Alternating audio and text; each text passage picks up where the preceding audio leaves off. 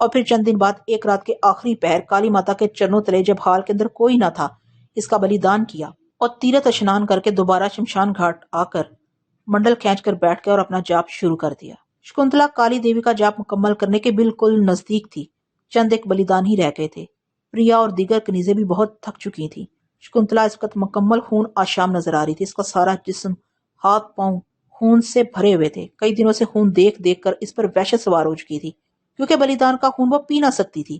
اب بھی وہ کسی مشینی انداز میں منتر جاپ کر رہی تھی، پورا حال خون سے لت پت تھا۔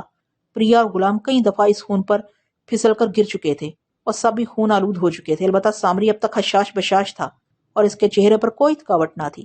آدھے عمل کے بعد شیرخوار بچہ بھی ذبح کیا جا چکا تھا اور اب صرف آخری مرد اور ایک لڑکی باقی تھی۔ باقیوں کا انجام دیکھ کر یہ پہلے ہی سے نیمردہ ہو چکے تھے۔ شکنتلا نے منتر 1000 بار پورا کرنے کے بعد پریا کو اشارہ کیا تو غلاموں نے مرد کو پنجرے سے گھسیٹ کر باہر نکالا اور شکنتلا کے آگے کر دیا۔ شکنتلا نے وحشیانہ طریقے سے ہنجر اس کے پیٹ پر پھیرتے ہوئے دستے تک پیٹ کے اندر گھسیٹ دیا اور ایک ہی جھٹکے میں آنتیں باہر نکال دی اور الٹے ہاتھ سے اس کا دل پکڑ کر باہر کھینچا اور دانتوں سے چبا لیا۔ اب آخری 1000 مرتبہ منتر جپنے لگی کہ اچانک مندر میں لگی تمام گھنٹیاں آہستہ آہستہ بجنے لگیں۔ سامری چونک پڑا، اس کے چہرے پر خوشی کے آثار نمایاں ہونے لگے اور اس نے فوراً سر پھیر کر کالی دیوی کے بت کو دیکھا تو دیوی کی سرخ زبان اور کالے ہاتھ آہستہ آہستہ ہلنے لگے تھے۔ تھوڑی دیر بعد بھجن گانے کی آوازیں ابھری، محسوس ہو رہا تھا کہ بہت سی دیو داسیاں مل کر کورس کے انداز میں دھیمی لہجے کے اندر بھجن گا رہی تھیں اور مندر کی گھنٹیاں اس کورس میں ان کی سنگیت کر رہی تھیں۔ یہ تبدیلیاں پریا کے ساتھ شکنتلا نے بھی محسوس کی تھی اور اب وہ زیادہ مستعدی سے اپنا عمل جاری رکھے ہوئے تھی۔ خاصی دیر تک وہ منتر پڑھتی رہی، گھنٹیاں بجتی رہیں، دیوداسیاں بھجن گاتی رہیں اور کالی دیوی کی سرخ زبان ہلتی رہی اور اب شکنتلا منتر مکمل کرنے کے نزدیک تھی۔ پریا نے تختے پر جکڑی بے بسی کا نمونہ خوبصورت جوان لڑکی کو گھسیٹ کر منڈل کے قریب پہنچا دیا۔ اب شکنتلا نے اسے اشارہ کیا تو دونوں غلاموں نے تختہ منڈل کے اندر کر دیا۔ آخری بلیدان مکمل ہو رہا تھا۔ شکنتلا نے پیٹ چاک کر دیا، لڑکی تڑپ رہی تھی۔ شکنتلا بائیں ہاتھ سے اس کا دل نکال رہی تھی۔ سامری کھڑا ہو گیا۔ مندر کے حال میں کٹی پھٹی لاشوں کا انبار لگ چکا تھا۔ شکنتلا نے اپنا جاپ مکمل کر لیا تھا، اس کی خوفناک صورت دیکھی نہ جاتی تھی۔ اچانک دیوی نے زور سے سانس اندر کی طرف کھینچنا شروع کیا تو فرش پر بکھرا خون دھاروں کی شکل میں اٹھنے لگا اور سیدھا کالی دیوی کی ہلتی زبان کے اوپر پڑنے لگا۔ سانس ایک انداز میں کھینچا جا رہا تھا، اس میں کوئی وقفہ نہ تھا۔ فرش پر بکھرا خون اب دیوی کی زبان پر گر گر کر غائب ہو رہا تھا۔ سب لوگ اپنی اپنی جگہ پر ساکت تھے۔ سامری نے شکنتلا کو ابھی منڈل سے باہر آنے سے منع کر دیا تھا، وہ نڈھال سی کھڑی تھی۔ اچانک گپ اندھیرا چھا گیا، تمام شمع اور دیے بجھ گئے، ہاتھ کو ہاتھ سجائی نہ دیتا تھا، کوئی آدمی دوسرے کو نظر نہ آ رہا تھا۔ اندھیرا قبر کے اندھیرے سے بھی گہرا ہونے لگا اور لپ لپ کی آواز آ رہی تھی جیسے کوئی کچھ پی رہا ہو، زبان سے چاٹ رہا ہو۔ پھر آہستہ آہستہ اندھیرا کم ہونے لگا، ایک دوسرے کے چہرے دکھائی دینے لگے۔ دور ایک کونے سے اوپر کی جانب سے روشنی گہری ہونے لگی، جیسے صبح صادق کے وقت پو پھٹتی ہے۔ اب کمرہ صبح کی روشنی کی مانند روشن ہو گیا۔ شکنتلا، پریا، سامری اور دونوں غلام موجود تھے اور حیرانی سے چاروں طرف دیکھ رہے تھے۔ جہاں خون کا ایک چھیٹا تک نہ تھا، کوئی لاش وہاں نہ تھی، ان کے جسموں پر خون کا کوئی نشان نہ تھا۔ تمام لوگ صاف ستھرے لباسوں میں تھے، جیسے بلیدان اور جاپ سے پہلے پہنے ہوئے بالکل ویسے ہی تھے۔ ابھی وہ حیران ہی تھے کہ اچانک بھیانک اور کرخت آواز ابھری جو کسی عورت کی آواز معلوم ہوتی تھی۔ شکنتلا، جی دیوی جی۔ شکنتلا کی زبان سے غیر ارادی طور پر نکلا، تو نے وہ جاپ کیا جو بڑے بڑے مہان پنڈت پجاری نہ کر پائے، تو آج سے کالی ماتا کی مہا سیوک ہے۔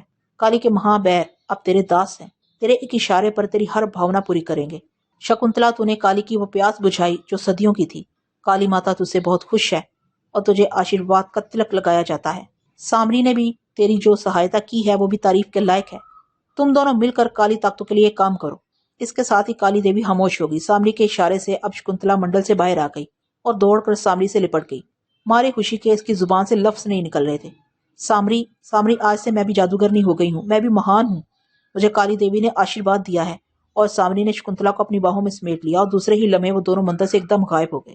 دونوں غلام حیران تھے، لیکن پریا مسکرانے لگی، وہ سمجھ گئی تھی سامری شکنتلا کو لے کر شاید محل پہنچ گیا ہوگا اور اب وہ دونوں کئی دنوں کی تھکاوٹ اتاریں گے، لہٰذا پریا نے بھی وہاں سے واپسی کا فیصلہ کر لیا۔ شکنتلا اب صرف ایک ناگن نہ تھی بلکہ جادوگرنی بن چکی تھی۔ کالی دیوی کے پیروں کے بجائے مہا بیر اس کے قبضے میں تھے۔ اب تو عام قسم کے جادوگر بھی اس کے سامنے کوئی چیز نہ تھے، اور پریا یہ بات اچھی طرح سمجھتی تھی کہ شکنتلا اب اور زیادہ طاقتور اور بااختیار ہو چکی ہے، لہٰذا پریا نے اس کی ہوشامد اور چاپلوسی میں اضافہ کرنے کا سوچ لیا۔ سامری اور شکنتلا مندر سے سیدھے خوابگاہ پہنچے تھے اور آرام و سکون کرنے کے بعد اگلی صبح کو ہی بیدار ہوئے۔ شکنتلا نے لیٹے لیٹے خوبصورت انداز میں دونوں ہاتھ اٹھا کر انگڑائی لی تو حسن اپنے مرکز کی طرف مائل پرواز ہونے لگا۔ سامری نے بھرپور نظروں سے اس کے وجود کو جانچا اور مسکرا دیا۔ جادوگری کی دنیا میں پہلی صبح مبارک ہو شکنتلا دیوی۔ تو شکنتلا نے مسکرا کر ہاتھ نیچے گرا دی اور میٹھی نظروں سے سامری کو دیکھتے ہوئے بولی، سامری، اگر تم نہ ہوتے تو یہ صبح بھی نہ ہوتی، کامیابیاں بھی نہ ملتی۔ تم میرے محبوب ہو، تم ہی میرے گرو ہو۔ میں اپنا سارا جیون تمہارے سنگ بتانے کی بھاونا رکھتی ہوں۔ اب سارے جگ پر ہمارا راج ہوگا، پرنتو میں نے ابھی تک اپنی شکتی کو آزمایا بھی نہیں، تو آج آزما لیں گے۔ سامری نے لاپرواہی سے کہا، کالی ماتا تجھ سے بہت خوش ہو چکی ہے شکنتلا، یہ بہت بڑی بات ہے۔ تیرے ماتحت مہابیر کام کریں گے۔ تو صرف بولے گی یا سوچے گی؟ میں اندر آ سکتی ہوں؟ پریا کی آواز ابھری۔ آ جاؤ پریا۔ پردے ہلے اور پریا کا چہرہ نظر آیا۔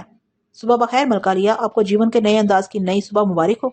سامری اور شکنتلا دونوں اپنے اپنے انداز میں مسکرانے لگے۔ دونوں بھی پہلو با پہلو لیٹے ہوئے تھے۔ ملکالیا، کوئی چمتکار بھی تو دکھائیے۔ ناشتے کے بعد تمہیں چمتکار دکھائیں گے پریا۔ اچھا بھائی شکنتلا، میں تو چلا۔ سامری بولا، کہاں چل دی ہے؟ ناشتہ نہیں؟ ناشتہ تو کرتے جاؤ سامری۔ نہیں شکنتلا دیوی، مجھے کچھ ضروری کام ہے، اس لیے کچھ دنوں بعد آؤں گا۔ اب تو تم اتنی مضبوط ہو کہ تمام مشکلات کا مقابلہ کر سکتی ہو، پھر بھی جب چاہو مجھے بلا سکتی ہو۔ جا کہاں رہے ہو یہ میں ابھی نہیں بتا سکتا۔ اور پھر سامری پلک جھپکنے میں سامنے سے غائب ہو گیا۔ شکنتلا نے پریا کو دیکھا تو پریا آگے بڑھی اور اس کے بستر کے پاس نیچے بیٹھ گئی۔ پریا، پہلے کنیزوں کو بھیجو تاکہ ہم تیار ہو کر ناشتہ کریں، پھر تمہیں چمتکار دکھائیں گے اور تم سے باتیں کریں گے۔ دربار ہم کل سے جائیں گے۔ پریا نے تالی بجائی تو کنیزیں آئیں اور اس نے بناؤ سنگار کرنے والی کنیزوں کو بھیجنے کا کہا اور شکنتلا کو غسلخانے تک چھوڑنے گئی۔ کچھ ہی دیر بعد شکنتلا زبردست بناؤ سنگار کے ساتھ بیٹھی تھی۔ بال کھلے اور شانوں پر بکھرے ہوئے تھے۔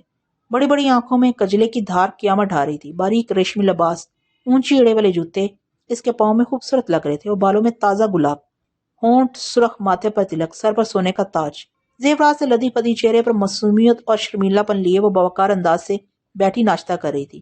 تمام کنیزیں مؤدب نظریں جھکائے کھڑی تھیں۔ تھوڑی دیر بعد بلگرام نے حاضری کی اجازت چاہی۔ شکنتلا نے فوراً اسے اندر بلانے کا اشارہ کیا۔ بلگرام اندر داخل ہوا اور نمستے کر کے بیٹھ گیا۔ شکنتلا اس کو دیکھ کر مسکرانے لگی۔ مسکرانے سے گالوں کے بھور گہرے ہوتے چلے گئے۔ ناشتہ کر چکنے کے بعد شکنتلا نے تمام کنیزوں کو باہر جانے کا اشارہ کیا اور اب پریا، بلگرام اور شکنتلا رہ گئے تھے۔ ملکالیا، کوئی ہمیں بھی اپنی مہان شکتی کا چمتکار دکھائیے نا، بلگرام نے مسکراتے ہوئے سوال کیا۔ بلگرام، اپنی شکتی سے تو اب بھی شکنتلا خود بھی واقف نہیں، ابھی آزما کر دیکھ لیتے ہیں۔ آؤ باغ میں چلیں۔ تینوں باغ کی طرف چل دیے۔ صبح کا وقت تھا، باغ میں پھول اپنی بہار دکھا رہے تھے۔ پرندے چہچہا کر اپنی موجودگی کا احساس دلانے میں مصروف تھے۔ سرو کے تراشیدہ پودے بھلے معلوم ہوتے تھے اور باغ کے بیچوں بیچ نہر میں صاف پانی رواں تھا۔ کنیزوں اور غلاموں کے درمیان میں چلتے ہوئے یہ لوگ اس جگہ پہنچ گئے جہاں عموماً شکنتلا یا پریا محفل جماتی۔ ان کے وہاں پہنچنے سے پہلے ہی جڑاؤ کرسیاں رکھ دی گئی تھی۔ تمام غلام اور کنیزیں گھاس پر بیٹھ گئے اور پریا، بلگرام اور شکنتلا کرسیوں پر بیٹھے تھے۔ پریا، کچھ قیدیوں کو پیش کرو جن کو اذیت ناک طریقے سے قتل کر دیا جائے۔ شکنتلا پریا سے یوں کہنے لگی جیسے کھانے کی کسی چیز کا پوچھ رہی ہو۔ ملکالیا، پریا نے مؤدبانہ کہا، یہ سامنے تمام غلام و کنیزیں بھی آپ ہی کے ہیں، برا فرماتی ہیں تو قیدی بھی منگوا لیتی ہوں۔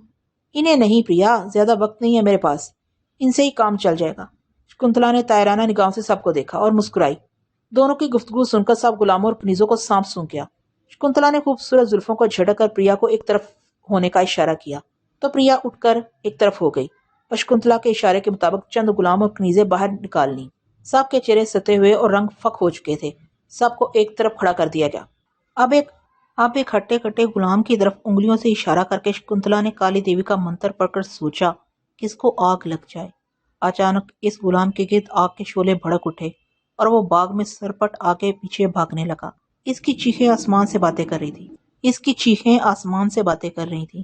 پھر وہ زمین پر لوٹنے لگا۔ اب شکنتلا نے اسے چھوڑ کر ایک کنیز کی طرف اشارہ کیا اور منتر پڑھنے کے بعد اس کو زبردست خارش ہو جانے کا سوچا۔ فوراً ہی وہ کنیز ہاتھ پاؤں چلانے لگی۔ کبھی پیٹ پر وہ کھجلی کرتی تھی، کبھی بازو، کبھی گردن پر۔ اس کو خوفناک قسم کی خارش ہونے لگی تھی۔ کھجلی کرتے کرتے اس نے اپنے کپڑے پھاڑنے اور جسم سرخ کرنا شروع کر دیا۔ آگ لگے غلام اور خارش زدہ کنیز دونوں اذیت ناک انداز میں فریادیں کرنے لگے اور چیخنے لگے۔ شکنتلا ہاتھ سینے کے نیچے باندھ کر کھڑی فاتحانہ مسکراہٹ کے ساتھ اس ناٹک کو دیکھنے لگی۔ اس کی انا کی تسکین اور اندر کی ناگن خوش ہونے لگی۔ اس کا احساس برتری گہرا ہوتا چلا گیا۔ گردن قدرے اور تن گئی۔ اس کا مطلب یہ ہے کہ عام انسان میرے آگے بہت حقیر ہو چکا ہے۔ اس نے سوچا۔ اس کی آنکھوں کی چمک بڑھ گئی۔